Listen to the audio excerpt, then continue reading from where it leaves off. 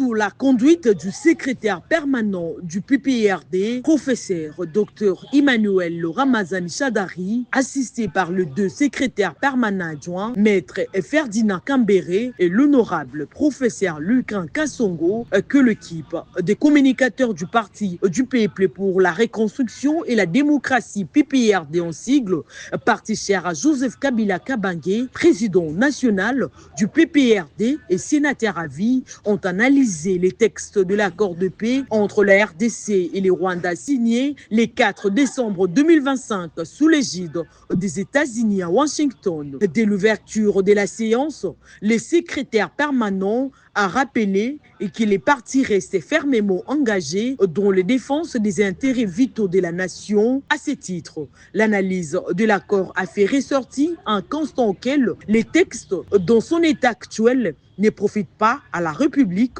démocratique du Congo. Il n'y a aucune nouveauté car cet accord avait déjà été signé par Tshisekedi et Kagame le 26 juin 2021 à Goma. Les procédures n'ont pas été respectées. Les élus de la nation devaient examiner le texte avant toute signature pour rendre compte au peuple. Le véritable problème du Congo reste la mauvaise gouvernance, vol, pillage, dictature, détournement.